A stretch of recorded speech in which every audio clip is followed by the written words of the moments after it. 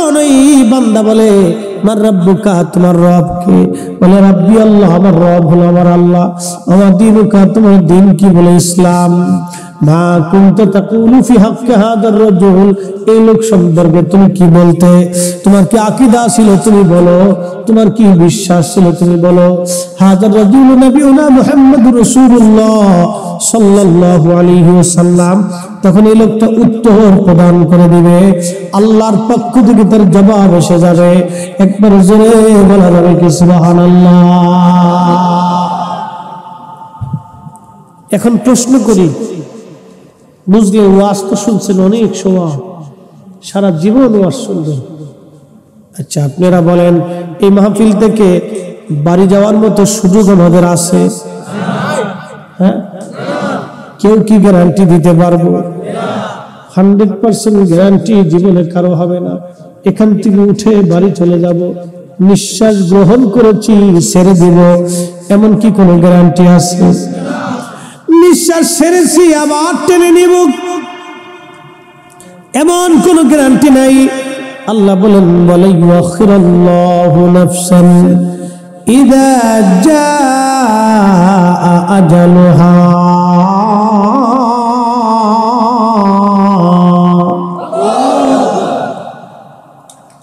আল্লাহ বলেন, বান্দা সময় শেষ,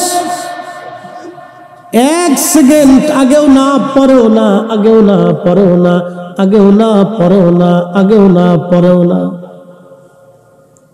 সময় শেষ। চলে আসা লাগবে আমি আল্লাহর কাছে, চলে আসা লাগবে তোমাকে।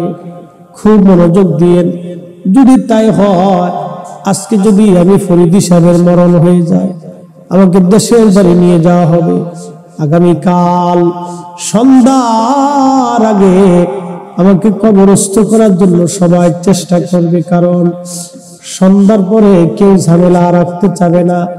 সন্ধ্যার আগেই কবরস্থ করার চেষ্টা করবে। সন্ধ্যার আগেই যদি কবর হয়, তাহলে সন্ধ্যার ভিতরেই আমাকে সওয়াল জবাবের জন্য সম্মুখীন করা হবে। তাই যদি হয় যুবক বন্ধু, বাবাজি, বুঝে যান, শিখে যান, শুনে যান, আগামী দিনের কবরের প্রশ্নের জবাব দেওয়ার জন্য আপনি প্রস্তুত আছেন কিনা, এই চিন্তা যদি অন্তরে আসে, তাহলে এই কাজ হয়ে যাবে। আগামী সময়ে কবরের 3টা প্রশ্নের জবাব দিতে পারবেন কিনা, এই চিন্তা যদি মগজে আসে, তাহলে কাজ হয়ে যাবে। চিন্তা মগজে যদি আসে। হযরত উসমান গনি জিন্নুরাইন রাদিয়াল্লাহু তাআলা আনহু কবরের পাশে যায় দাঁড়ায় দাঁড়ায় জিয়ারত করতেন, আর কাঁদতে থাকতেন, কাঁদতে থাকতেন, থরথর থরথর থরথর করে কাঁদতে থাকতেন। সাহাবায়ে কেরাম বলতেন, হুজুর, আল্লাহ পাক আপনাকে জিন্নুরাইন বানাইছে, নবীজি 2টা নূর কন্যাকে আপনাকে শাদী দিয়েছে। ওগো উসমান গনি, দুনিয়া থেকে জান্নাতের সার্টিফিকেট আপনি পেয়েছেন, আল্লাহর নবী আপনাকে শহীদ বলে ঘোষণা দিয়েছেন। হ্যাঁ, তারপরে কবর দেখে আপনি কাঁদেন কেন? উসমান গনি জিন্নুরাইন বলতেন, দুনিয়ার মানুষ শোনো, এই কবর হলো প্রথম ঘাঁটি। এই কবরের 3টা প্রশ্নের জবাব যে দিতে পারবে, বাদ বাকি মঞ্জিলগুলি তার জন্য সহজ হয়ে যাবে। এই কবরের 3টা প্রশ্নের জবাব যদি কেউ দিতে না পারে, তার জন্য সর্বনাশ হয়ে যাবে, সর্বনাশ হয়ে যাবে। তাহলে বলেন, এই 3টা প্রশ্নের জবাব দেওয়ার জন্য প্রস্তুত আছে কিনা? এটা আগামী দিনও আমাদের জীবনে হতে পারে, কোনো গ্যারান্টি নাই। আল্লাহ বলছেন, ওয়া তাদরি নাফসুন বিআই আরদিন তামুত।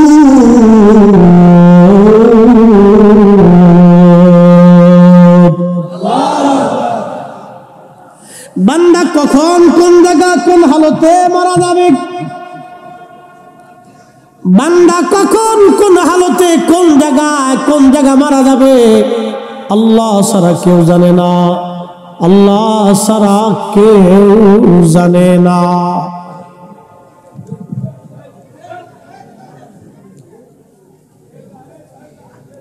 এই রাস্তায় যারা আছেন, কথা না বলি ভাই, বহু পোলাপান দেখা আছে ট্রাকের নিচে পড়ে গেছে।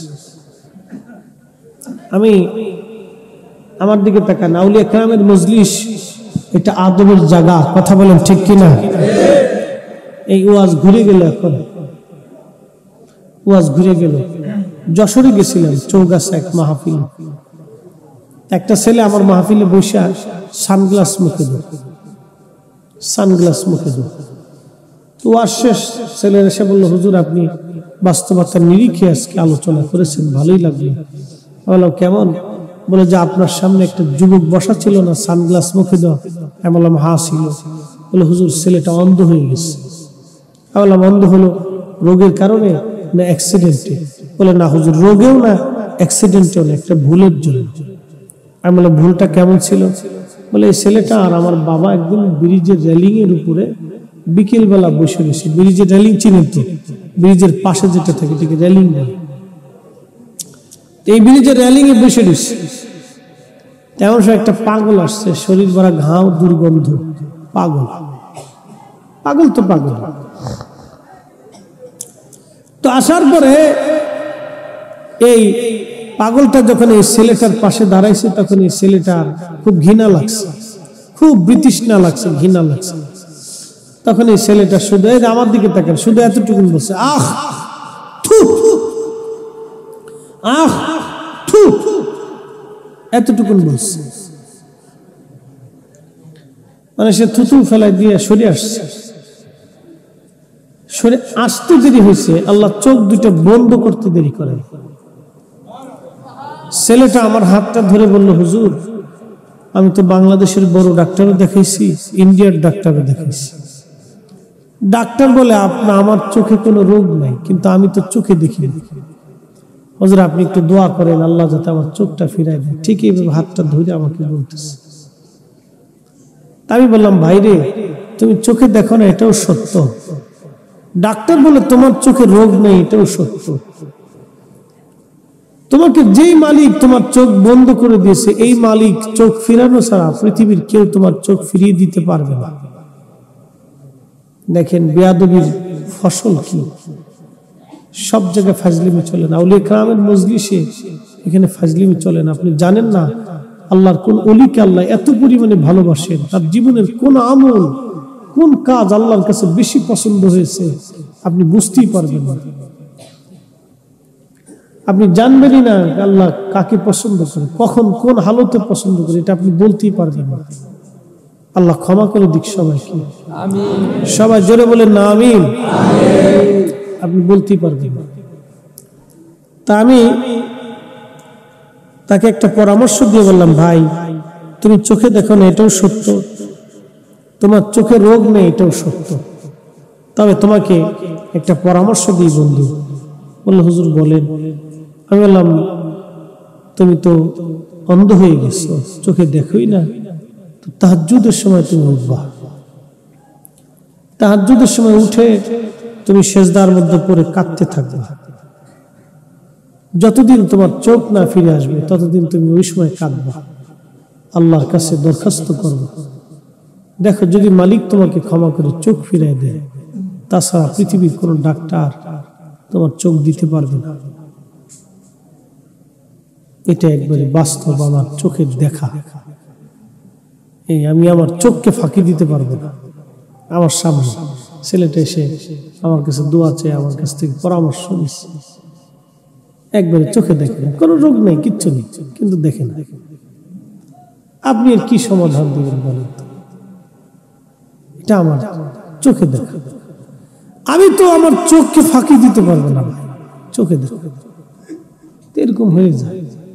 আমি যুবকদেরকে বলবো আমরা যেন মুরব্বীদের সাথে বেয়াদবি না করি, এটা খুব খেয়াল রাখতেন। বাবা মার সাথে যেন কখনো বেয়াদবি না হয়, সর্বনাশ। যদি একবার আল্লাহর দরবারে হাত তুলেই বসে তো সর্বনাশ হয়ে যাবে।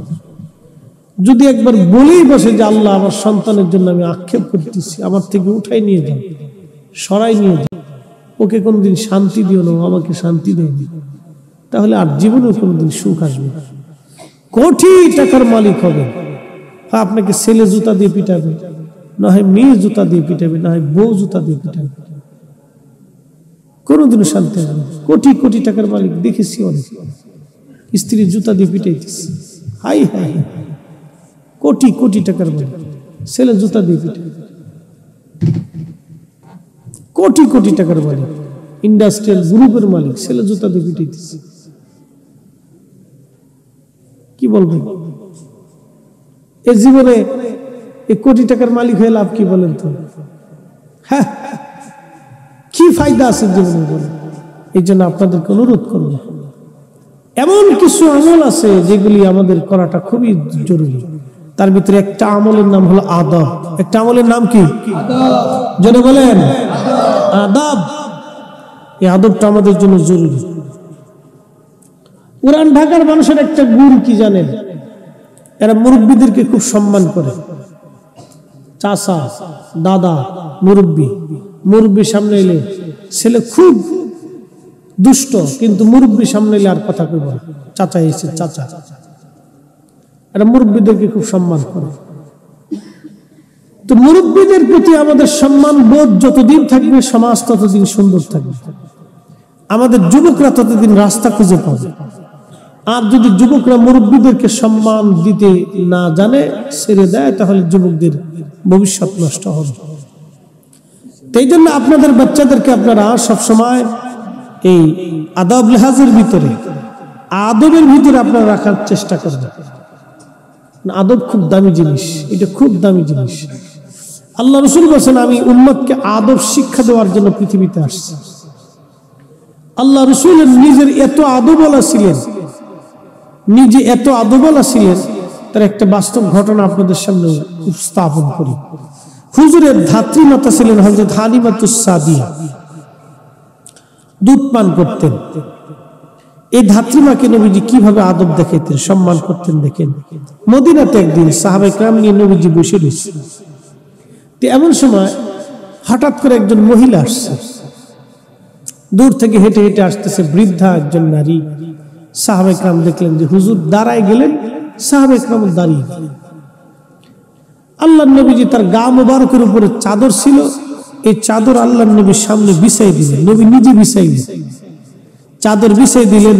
মহিলা যত কাছে আছে, আল্লাহর নবী দাঁড়িয়ে রয়েছেন, চাদর বিছাই দিলেন। মহিলা আসছে, চাদরের উপরে দাঁড়াইছে, চাদরের উপরে বসছে, সাহাবায়ে কেরাম সরে গেলেন।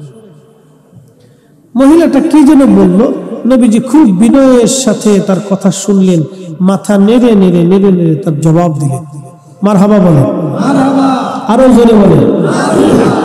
কি যেন বললেন, নবীজি মাথা নেড়ে নেড়ে নেড়ে নেড়ে বিনয়ের সাথে জবাব দিলেন। মহিলাটা আবার দাঁড়াইলেন, নবীজিও দাঁড়াইলেন। মহিলা যতক্ষণ পর্যন্ত দেখা যাইতেছিল নবীজি তার পথের দিকে তাকায় রইলেন। যখন চোখের আড়াল হয়ে গেলেন, প্রিয় নবীজি সাহাবায়ে কেরাম এসে বললেন, হুজুর আজকে একটা দৃশ্য বুঝতে পারলাম। বলো কি? বলে হুজুর এই নারীটা কে যে আপনি নবীর চাদর বিছাই দিলেন, আর সে চাদরে এসে বসলো, আপনি বিনয় বিনয় কথা বললেন। নবী আমার ডেকে বলে, সাহাবীরা রে, এই নারী হলো সেই নারী, আমি আমার মায়ের আদর বেশি দিন নসিব হয় নাই, যেই নারী আমার দুগ্ধ পান করায় মায়ের ভালোবাসা দিয়ে বড় করেছিলেন, তিনি হালিমাতুস সাদিয়া। জোরে বলা যাবে কি মারহাবা?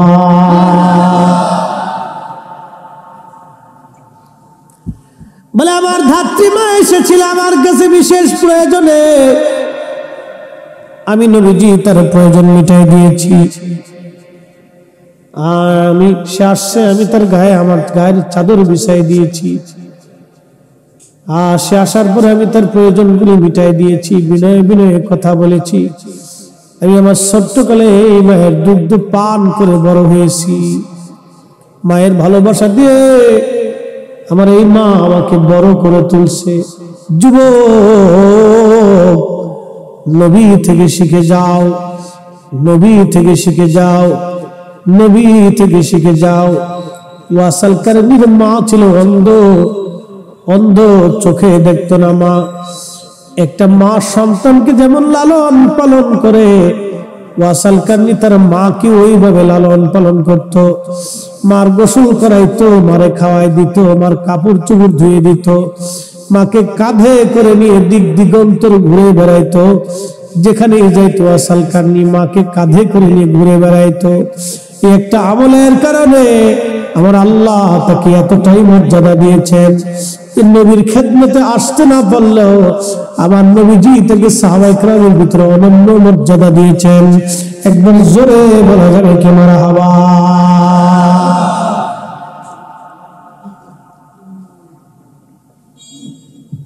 অতএব কেউ যদি তার বাবা মাকে এইভাবে সম্মান করে, কেউ যদি তার বাবা মাকে সন্তানের মতো লালন করে, আবার বলি আমাদেরকে যেমন বাবা মা লালন করছে ছোট্টকালে, আমরা বাবা আমাদেরকে হাতে হাতে ধরে হাঁটায় হাঁটায় শিখাইছে, শিখাইছে না ভাই? শিখাইছে। রাস্তায় হাঁটা ধরা শিখাইছে। আমরা জিজ্ঞেস করছি বাবা এটা কি, ওটা কি, সেটা কি, ঘাড়ে করে কাঁধে করে নিয়ে ঘুরিয়ে বেরিয়েছে। আপনি আপনার বাবা মাকে ওইভাবে বৃদ্ধকালে লালন পালন করবেন, যদি করতে পারেন তো কামিয়াব। তিনটা জিনিস দুনিয়ার মধ্যে পাবেন, একটা নিয়ামত, একটা হায়াত, আর একটা দৌলত, আর একটা ইজ্জত।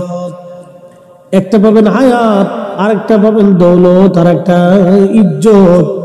তিনটা জিনিস কোনোদিন নষ্ট হবে না। হায়াত পাবেন, দৌলত পাবেন, ইজ্জত পাবেন। অর্থাৎ হায়াতের কমতি হবে না, লম্বা হায়াত পাবেন। সম্পদের কোনোদিন অভাব হবে না। 3 নম্বর, ইজ্জতের ঘাটতি কোনোদিন হবে না। যদি পিতামাতার খেদমত দুনিয়া থেকে, বাবা মা যেমন সন্তানকে ভালোবাসে, আদর করে, যত্ন করে, সন্তান হয়ে পিতামাতাকে যদি ওইভাবে যত্ন নিতে পারেন, বাবা মার সন্তানের যত্ন যেরকম নেয়, সন্তান যদি ওই রকম বাবা মার যত্ন নেয়, তাহলে দুনিয়ার ভিতরে সন্তান এই তিনটা জিনিস পাবে। একটা বহু সম্পদের মালিক হবে, আর একটা বহু ইজ্জতের মালিক হবে, আর একটা বহু হায়াতের মালিক হবে। বহু হায়াতের মালিক হবে। আমার জীবনে একটু সুযোগ হয়েছে, বেশি হয়নি। আমি ক্লাস 10 পর্যন্ত, দাখিল পর্যন্ত সুযোগ পাইছি মার খেদমতে। কাপড় চোপড় ধোয়া থেকে শুরু করে, থালা বাসন মাজা থেকে শুরু করে, রান্না পর্যন্ত মার করে দিতাম।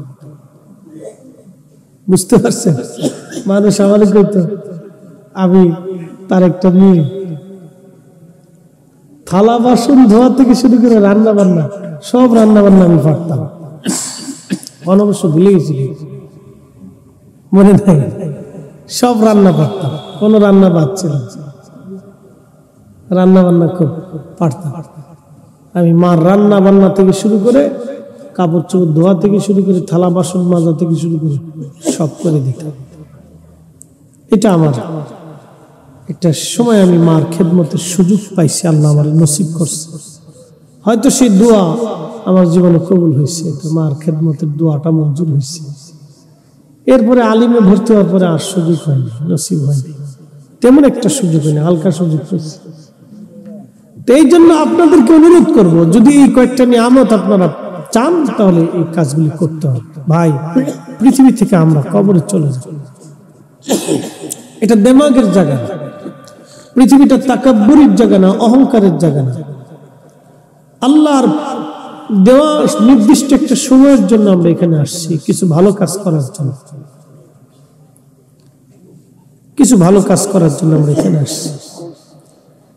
জিন্দেগি তোর জরে ফাঁকি দিয়ার সোনারা দো। ব্যবসা বাণিজ্য খুবই ভালো হলো, বেচা কেনাও খুব সুন্দর হলো। কিন্তু একদিন রাজ দরবারের সামনে ঘটলো এক আশ্চর্য ঘটনা। একটা অনুষ্ঠানের মতো সাজানো হয়েছে, বন্ধুকে নিয়ে উনি দেখতে গেলেন। যা দেখলেন একটা তাবু সুন্দর করে স্বর্ণ খচিত, খুবই চমৎকার একটা তাবু গাড়া হলো। এই তাবুর ভিতরে একটা লাশ নিয়ে আসা হলো, খুব সুন্দর খাটিয়ায় করে একটা লাশ আনা হলো। এই লাশটা তাবুর ভিতরে ঢুকিয়ে দেওয়া হলো। এরপরে উন্ডা দেখতে পাইলেন পরমা সুন্দরী সুন্দরী যুবতী যুবতী মেয়েরা ওই তাবুর চারপাশ দিয়ে হাঁটতেছে, দৌড়াচ্ছে আর কাঁদতেছে, আর কি যেন বলতেছে আর কাঁদতেছে, কি যেন বলতেছে আর কাঁদতেছে। তিনি দেখলেন কিছুক্ষণ পরে আর একদল মানুষ আসলো, তারা খুব বৃদ্ধ এবং খুব জ্ঞানী গুণী কিছু মানুষ এসে চারপাশ দিয়ে কানলো, ঘুরতে লাগলো আর কাঁদতে লাগলো আর কি যেন বলতে লাগলো। এরাও চলে গেল। আবার কিছুক্ষণ পরে দেখা গেল একদল কমান্ডো সৈন্য আসছে, খুব খুব শক্তিশালী সৈন্যরা চারপাশ দিয়ে কি যেন বলতে লাগলো আর ওরাও কাঁদতে লাগলো, কেঁদে কেঁদে বলে বলে ওরাও চলে গেল। আল্লাহর ওলি দেখলেন এরপরে দেশের রাজা এবং রানী দুইজন এসে তাঁবুর চারপাশ দিয়ে ঘুরলো, কি যেন বললো আর কেঁদে কেঁদে কেঁদে কেঁদে রানীও চলে গেল, রাজাও চলে গেল। আল্লাহর ওলি বন্ধুকে জিজ্ঞেস করলেন, বন্ধু তুমি তো তাদের ভাষা জানো, আমি তো তাদের ভাষা জানি না, আচ্ছা এই ঘটনাগুলি কি, এখানে কি হয়েছে আমাকে কি বলবো?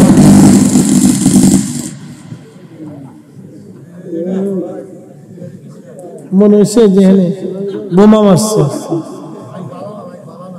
তাই মনে হচ্ছে কারেন্টের শক করছে। না না, এটা লাইনে ডিস্টার্ব চিন্তা করে কি এক বিপদে।